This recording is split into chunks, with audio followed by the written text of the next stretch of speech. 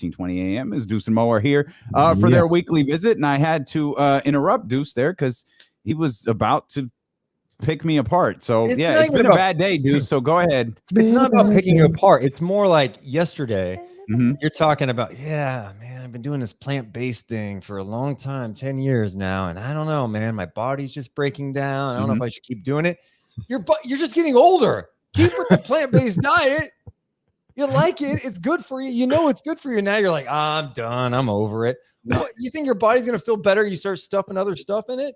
No, that's not. See, this is why I shouldn't have brought. I told you I wasn't ready to bring that conversation. I almost called into the hotline yesterday. I'm like, what is he doing? I haven't given up on it, and I want to repeat something that I think is very important when it comes to a plant-based diet. It's not for everybody. Right. It's worked for me, which is why I've done it for 10 years. But and you're right, I am getting older. And the fact is, I'm searching for answers. Like I need my workouts to go different. Like I need to feel different after my workouts. Like I'm searching. I don't know what changes to make. And so as I've started to evaluate my diet, I've wondered if maybe, and I'm not talking about shoving a bunch of crap in it. I've started to think of, do I need to increase my protein intake now that I've gotten a little bit older? Do I need to make sure that my B12 intake is a little bit more on point now that I've gotten older? And those are answers. Those are questions that I haven't come up with answers to. We were having the discussion because I wasn't ready to take the conversation to family. I just kind of blurted it out. It's difficult. It's being on a plant-based diet is difficult, period. Being on it for a really long time is difficult. And when the things that used to work don't work anymore, I can accept that I'm getting older, but I'm not willing to quit training. Like, it's like, I still need training to be a part of my life. And I have to figure out if diet is a part of the reason I feel like crap so often. I need to feel like if diet is the reason that I don't have the energy that I think that I should to be able to train the way that I need to.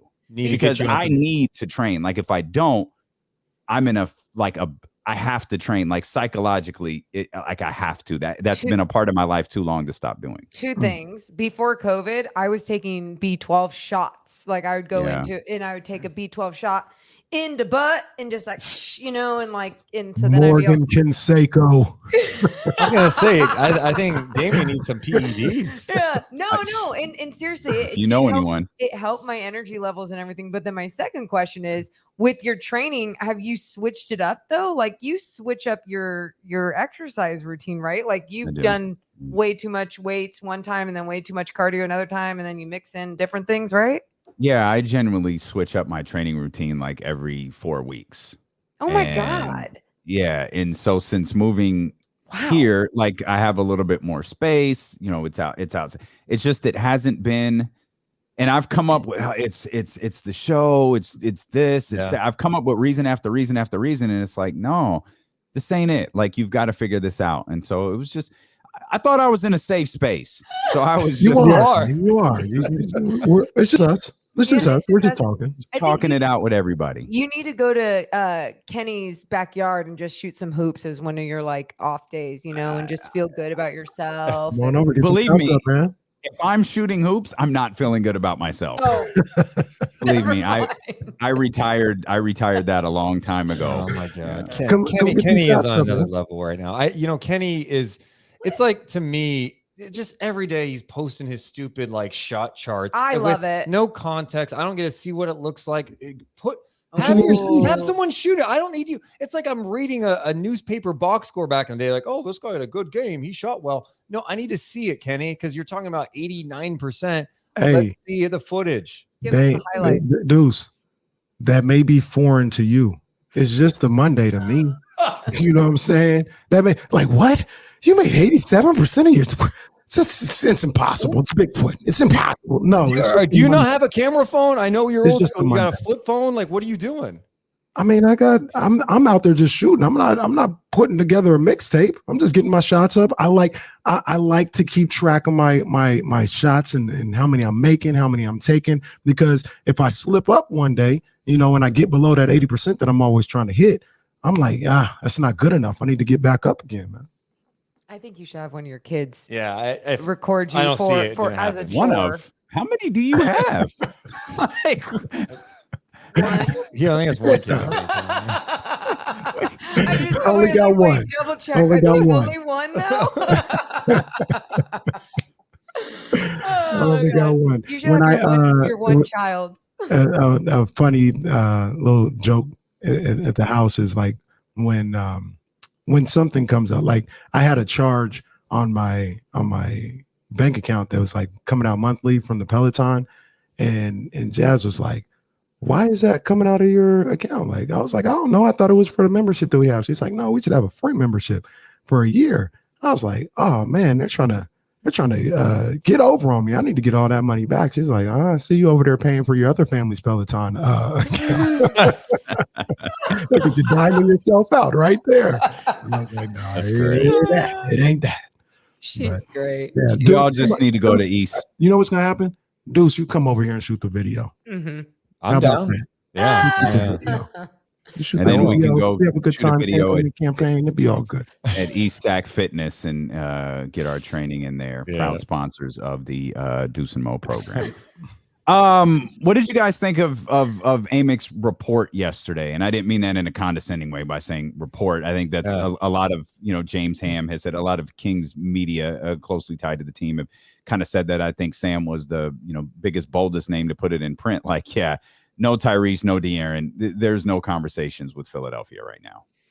Yeah, I mean, I guess it just seems like every day there's like a new Ben Simmons report that doesn't totally adding more. Like we heard the three California teams like a couple of weeks ago, and then it came out again.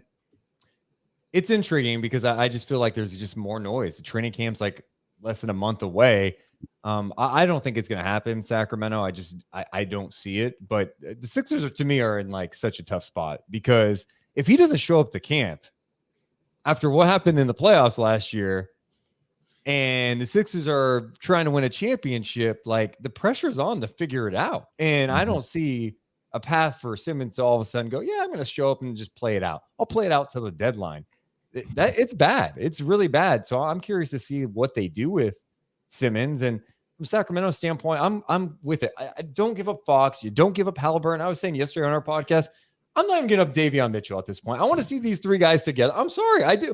I like Ben Simmons. I do. And if the right trade was there, I'm all for it. Like, yeah, if they want Buddy, Bagley, and some future picks, sure, I'll take Ben Simmons because that's worth the risk at that point. But there is risk involved in getting this guy. I mean, he makes a lot of money, and he's coming off a terrible playoff stretch, and he's got a history of not shooting the basketball. He's made 5 3-pointers in his entire career. So I'm not giving up De'Aaron Fox because I think Fox can be better than him. I don't know. He doesn't have the resume now. Today. Sure.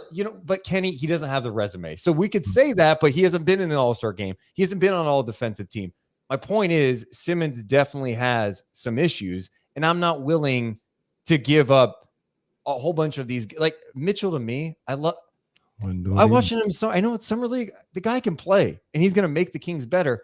I more want to see this group together, those three guys together, and see how it functions first, and then decide later if I need to break that up. I think there's a lot of value to developing guys. And Kenny, I forget if this is something we even mentioned last week, but just I think when you're in basketball and basketball, you really understand what can happen when you keep something together. And especially if it's like high basketball IQ guys that want to work hard together. Like it's not even at sometimes being the best player on the floor, because if you have more of those type of guys, this is a team sport and you can actually have a successful outcome with that. We just don't know that with the Kings yet. And I think why we all are still so intrigued with Ben Simmons chatter, whether we're told by Sam Amick, that this isn't going to happen because so-and-so wants this and so-and-so wants this, is because one, Ben Simmons' name, but two, we're getting closer and closer to training camp. So we all feel like, ooh, something has to happen, right? Because none of us actually envision Ben Simmons at the Sixers training camp. He said he's pretty much not going to be there.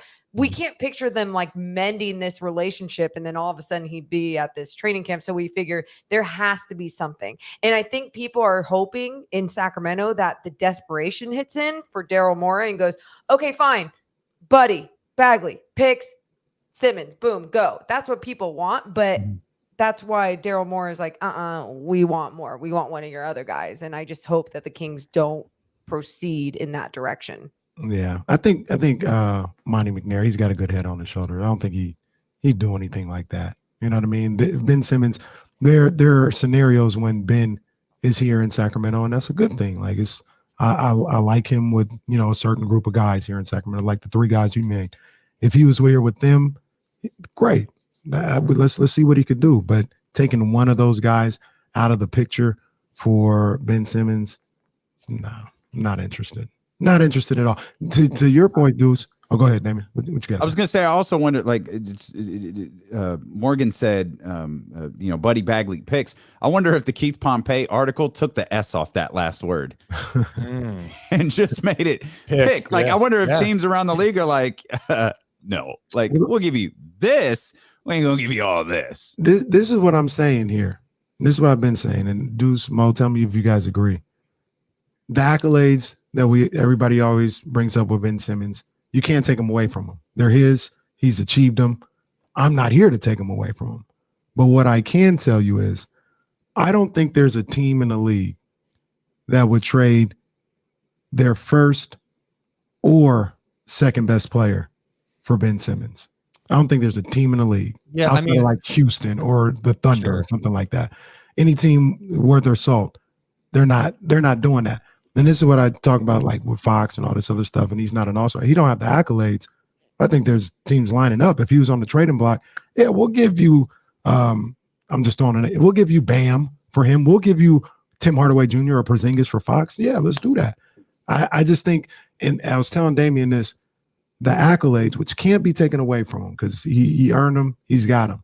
They don't match up with how he's really perceived, I think, as far as team building and around the league. Well, I mean, it's not trending in a great direction, flat out. I mean, defense, I think he's a really good defensive player. You could definitely make the case he should have won.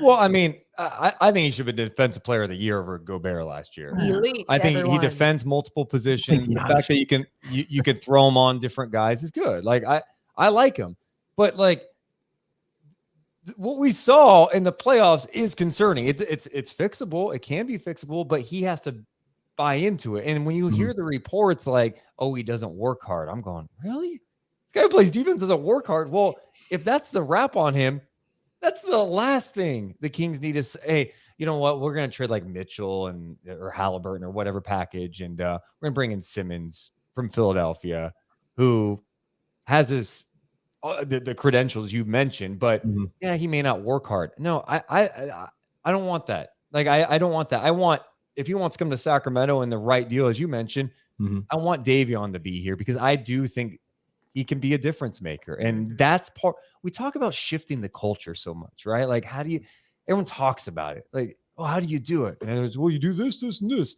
No, you have to be about it. It's not about talk. It's about doing it with your actions. And I think Davion has that potential. And you saw exactly what he was about in Summer League. You saw it at Baylor. And I think you're going to see it come NBA regular season. If you have people with that right mentality, it can become contagious, especially if that person with that right mentality is also performing on the court as well. You know, not just a bench player being that hype guy, being that energy guy and has that mentality. It's one of the other players that are doing and contributing so much more on top of what they contribute with that type of mentality and work ethic. And Kenny, you talked about, I don't think any team around the league would be willing to give up their first or second best guy.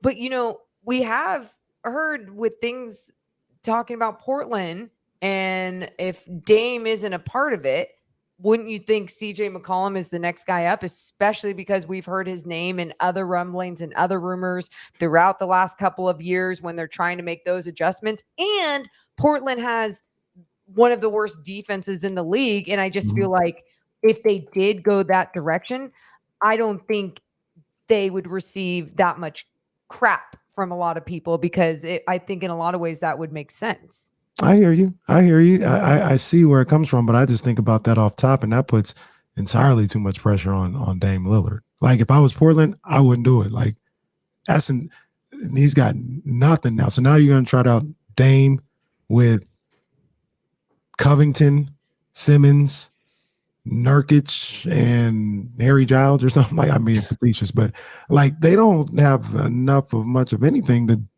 do anything. Like, that doesn't make them better. And they just traded one of their chips for somebody that doesn't make them better. So if I was Portland, I wouldn't do it, but I see where you're going with that. You're listening to D'Lo and Casey on ESPN 1320 KIFM West Sacramento, KRXQ HD2 Sacramento, and Odyssey Station, and driven by Lashers, Elk Grove Dodge. Deuce and Mo of the widely popular Deuce and Mo, the worldwide Deuce and Mo podcast here with us, as they are each and every single Thursday at this time. You can watch along with the show on twitch.tv/ESPN 1320 and youtube.com/ESPN 1320. Deuce, you were just talking about culture. And, you know, Davion, amazingly, having been a King for all of 5 minutes, seems to be the leader of this culture change. And you talked about what we saw from him at Baylor and what we saw from him during Summer League. If the roster stays as is, with Buddy here, with Marvin here, obviously Luke is still here, can one guy have that much influence on a culture when so much of the old culture is still here? I mean, I think so, because I think Tyrese Halliburton is part of that change. I think Fox needs to be pushed and probably wants to be pushed. I think he got pushed a little bit by Halliburton last year, just by how Halliburton was playing. And this year he's going to be pushed physically by Davion Mitchell at practice. And I think the way Davion competes, you're going to want to compete. Like, you're talking about being contagious, but also like De'Aaron Fox, he looks in the mirror. He sees his paycheck. He goes, I'm the guy here. But Davion's mindset, I guarantee you, is that's cool. Like, and we're teammates, but I'm a competitor. I'm going to be the guy here. Like, we're going to do this together. We're going to do it the right way. And so I do think that he can be a part of that for sure. Now, is Buddy Hield going to start locking guys down because Davion Mitchell's in Sacramento? Well, no, but can they be better? Can he set a different tone from a physical standpoint? Can the other guys that the Kings added this offseason do the same? Can Rashawn Holmes look even better now that there are all these straight line drives to the basket, putting the bigs in difficult positions?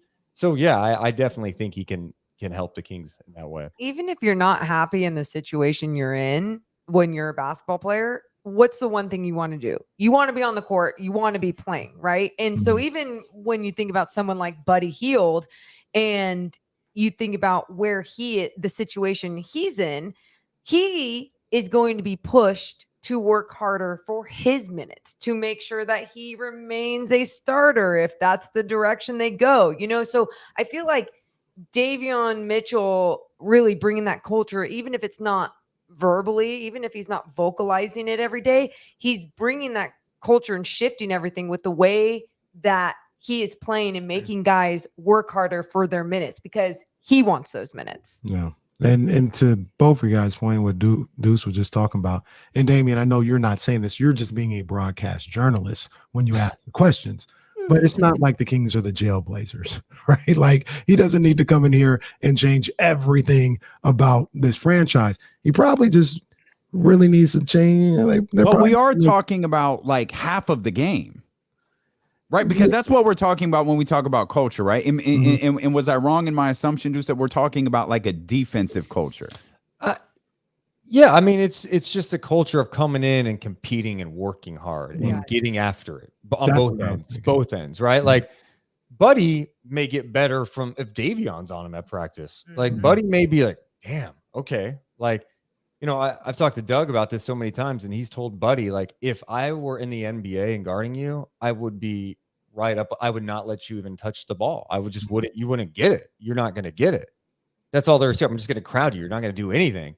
And, Davion's going to bring, I know I sound like I'm hyping up Davion like crazy, but I think That's he's all part right. of the solution. I think he's really part of the solution and what they're trying to do.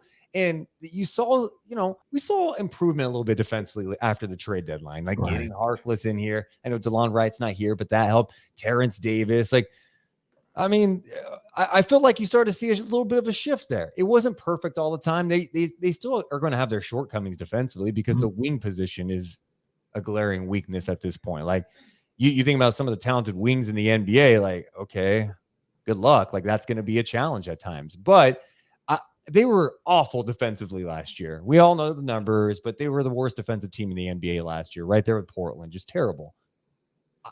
To me, there's no way they're going to be last in defense this year. They're going to be better. I'm not saying, they're going to be 29th. No, I mean, 25th. They could probably get higher than that. I mean, I thought they would be. I thought they could be better before Davion. Yeah, you know what I mean. I thought they could be 23rd, right? And then you add somebody like Davion that really helps them. I don't know. Maybe you get into 17, middle of the pack or something like that. What have we said all the time? Yeah, 20. What have we said all the time? If they just weren't the worst defense we've ever seen in our lives, they probably would have made the playoffs. Sure, and that's kind of what we're hoping for to start with. You know what I mean? Yep. And I don't mean to imply that I don't think Davion's that dude or capable. I mean, we're putting a lot of responsibility on him for sure before he ever steps on the floor of a regular, before he ever steps in, with a practice with the main squad guys. And I don't mean to imply like he's fighting resistance, like the guys don't want to get better, they don't want to work harder, they don't want to be good defensively, or they don't want to be pushed in practice. I just meant that's a tall task to ask a guy who, by the way, might not even be starting on this team. Right. And you talk about pressure. We got to talk to Doug Christie the other day and asked him about the pressure that maybe Davion is going to feel going in this season, as we talk about all these things, and how bad the Kings are defensively and what he needs to add. And Doug was just kind of like, it's not really pressure to him, because that's just what he lives for on the court. It's like, he's just a competitor. So pressure, like, bring it. And that's what I was going to say. Davion, he not tripping off this. You know what I'm saying? He's not tripping. He's just going to come in here, do what he normally does. And that is compete. And that's just going to be a function of him. I feel like he's built for this. Any pressure that is being put on him, like, I see what you're saying, Dame, but I think he's built for it. I think Tyrese is built for it. And I think now with guys like that around him, I think De'Aaron Fox will be more, and just getting older. Like, De'Aaron's he's not even 25 yet, right? So, like, just getting older and understanding yourself as a young man, I think all three of those guys combined, they're ready to accept that challenge. Will they complete it? I don't know, but I think they're ready and willing to accept that challenge of taking this team to another level. Is Davion the most important player on the roster? I mean, I still think it's De'Aaron, because he is, even if you're high on Davion, De'Aaron's the guy right now. You go, that's the Kings guy. Like, if he can take that step this year and really lead and really, I mean, last year we saw his ability to close games, those fourth quarter numbers. He took a pretty big leap.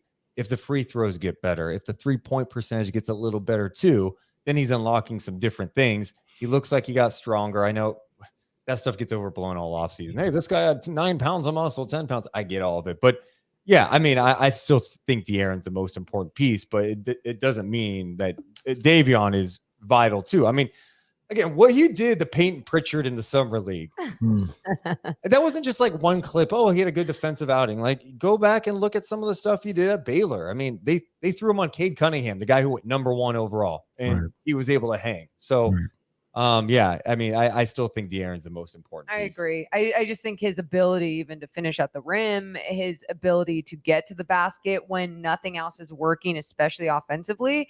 I think even when this next year, assuming that Davion has some great defensive moments that creates this transition basketball for Sacramento, De'Aaron's going to be the one that ultimately finishes, or, that makes everything work in that. So although some of those offensive possessions might start with Davion's defense, it's ultimately all going to fall on De'Aaron Fox like it has been. The 10 pounds of muscle is always my favorite story. Oh my God, Well, Damien, it kills me. It was 9. Yeah. Oh, 9. What was it like? Was it De'Aaron added 9 pounds of muscle, which is always funny. Like, how do you literally you found out 9 pounds of muscle, and then what? Tyrese gained 10 pounds. Yeah. Was it 10 pounds? Yeah. Yeah. That, to me, it's like, okay, get ripped, but you're probably going to get rid of 14. some of that. You're going to get rid of some of that muscle come training camp, I'm sure. Well, what's great too is you get to. I caught that, Mo. I caught that. Well done. Thank you. In this off season, about 14 pounds for me. And then I think to bring the conversation full circle to Chris Paul. Chris Paul with 38, 39 years old. What's he doing his off seasons? He switches to a plant-based diet, loses a bunch of weight. His body feels good too. Damien, do you know that? He's looking pretty good too. Did you never see felt that? better? Yeah. Huh. Never felt better. Wow. I won't be switching to a plant-based diet though. That's okay. Can't do it. Won't do it. Hey, just you can do it. Try meatless Mondays. That's all you need to try. It's good for One the step at a time, environment right? and good Yeah, for your yeah. body. No, that's the only step, and that will help you and the world one day. Yeah, we definitely need to help the world. Yeah. How long have you been doing it? You guys have been plant-based for a while, right? I've probably been plant-based for like 3 or 4 years. I've been a couple of years. I don't know. Yeah. I mean, there's sometimes you miss it for sure. I mean, I'm not gonna lie. I've had real cheese and ice cream every once in a while. You've really, yeah, just once. But and guess what? Like, I feel awful, and it's not even a regret because I go into it knowing like it's like drinking. It's like a drug. It's literally drinking. I mean, whatever you want to say. It's that delicious and good and fun, but the aftermath is absolutely awful and terrible. And I realized like, oh, I like feeling better every day than that feeling. You went for the dairy products too, which is like that's pretty heavy. Like, it's one thing to I'm gonna have a little piece of chicken with dinner or a little piece of rib. No, I'm going dairy. I'm going ice cream, and I'm going for the cow right here. I want to get all that. There was this famous 25 scoop Sunday in Chicago, and I was there for this like junior NBA meeting thing. And me and my boss at the time, we ordered it. And it's not like it was vegan ice cream. And I was like, I think I remember that picture. That was a hell of a Sunday. 25 scoop Sunday. It's a lot of ice cream. And I love all types of ice cream, vegan ice cream, regular ice cream. All ice creams matter. All ice cream. Hey, can I ask Deuce Mo a question that I meant to ask them last week? We didn't get around to it because they were caping for David Aldridge, and while I was trying to defend the city of Sacramento. You're just in your fefeelings of getting butthurt over one guy. I was trying to defend the city of Sacramento while they were caping for David Aldridge. But I had a question that we talked about last week with Kyle. What is your 3 favorite Sacramento Kings games? And I'm taking out 2002 Western Conference Finals because I think Bibby's shot would be in there. I feel like Game 3 might be in there too. But they could be a game on March 3rd. Mine were Game 2, 96 first round. Mitch Richmond goes crazy in Seattle. Okay. Game 3, 99. Kings beat Jazz in overtime. Of that one, they went crazy. I found out later that was their first home win in Sacramento, home playoff win in the history of Sacramento. That was a pretty cool moment. And then there was some others. People had some good ones, but I put the bogey shot in there. That was I labeled that as the night Golden One Center was born. That was a pretty They're epic still trying moment. to walk. They're still trying to walk, but that's a really good one. I'm trying to think because 2002 was such a monumental time. Yeah. Damien, do you have a brain like this where you connect with games? And like for me, because I'm not going to say this was one of the best games, but it's hilarious what I remember. James Johnson not hitting a 3-pointer and then hitting a game winner against the Knicks.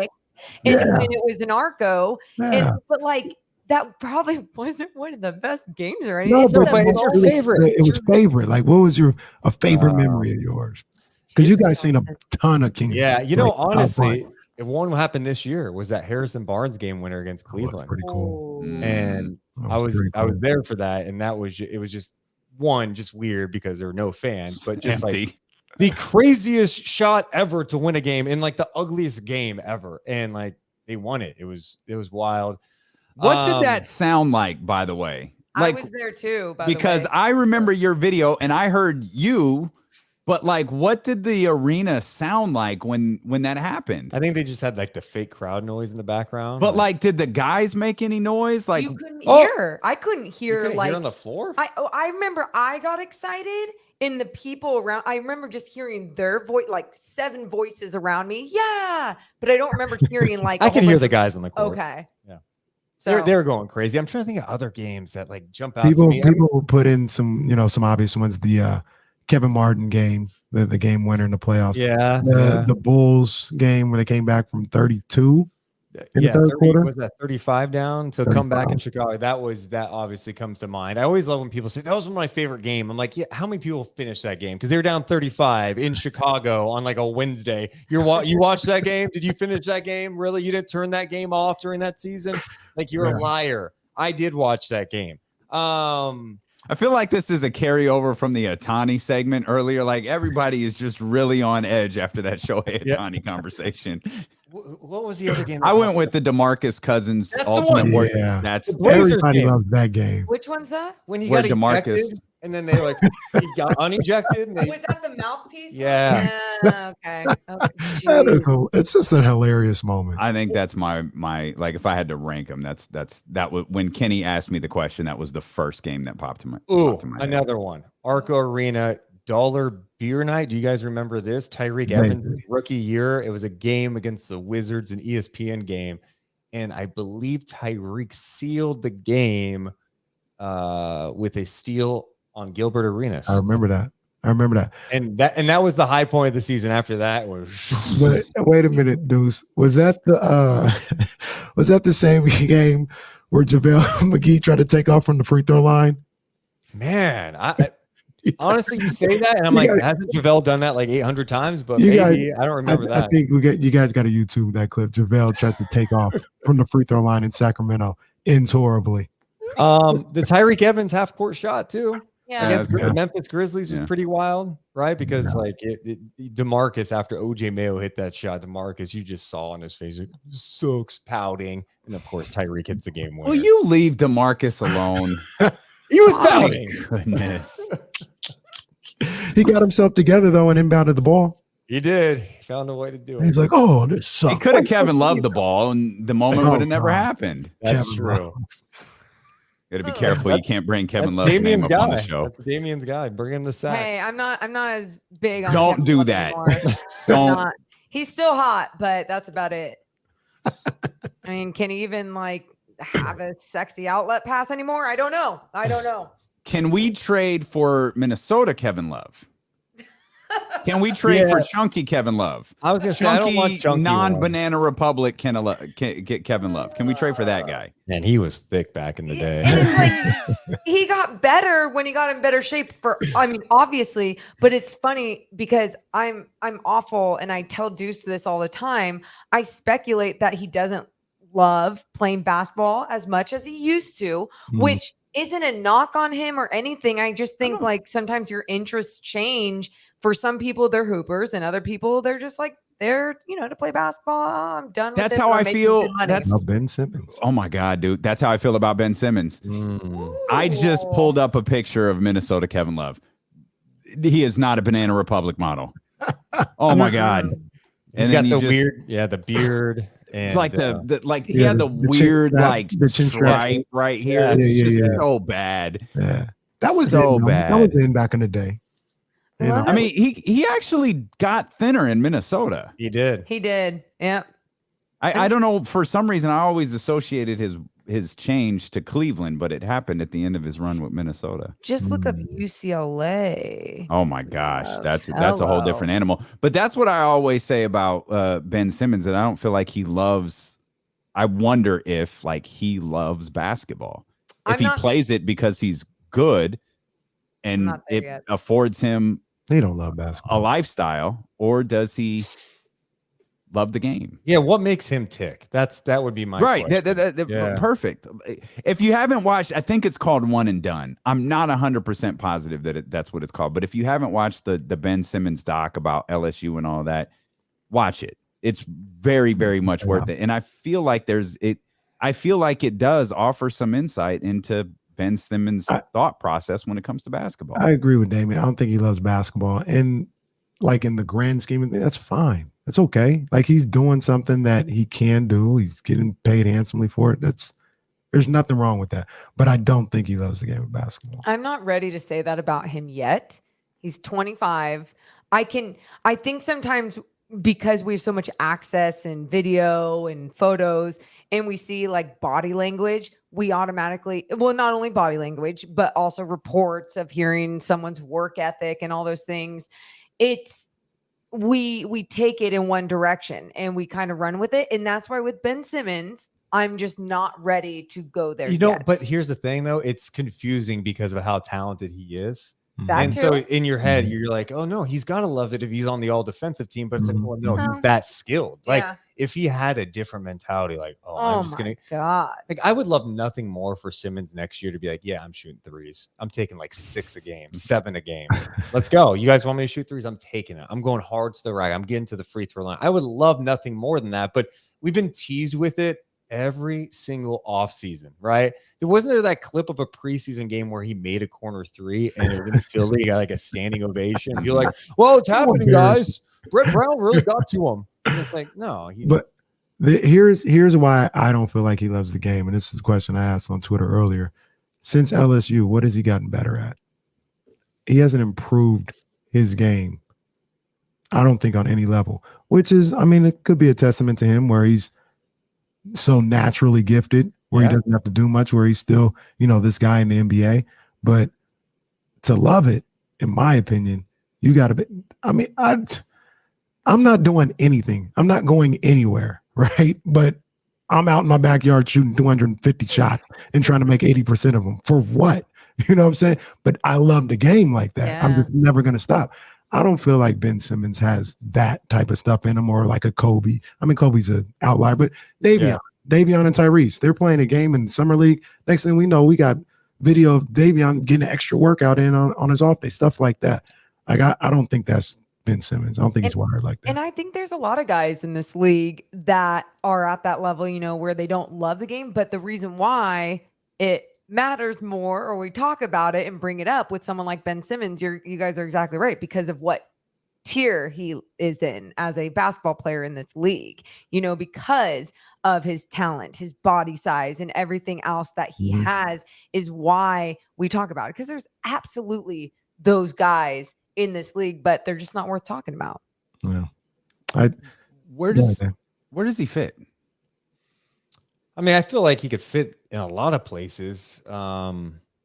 It's just the right environment. Like, who is going to get that out of him? Yeah. I threw out names. Kenny shot him. I don't know where he fits. Miami. I have no idea. I mean, here's my question.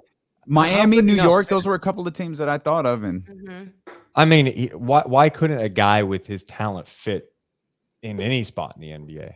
I mean, I understand why teams are hesitant to trade for him right now, because one, his salary is really high. He gets paid like he's a star. But that's a part of the fit.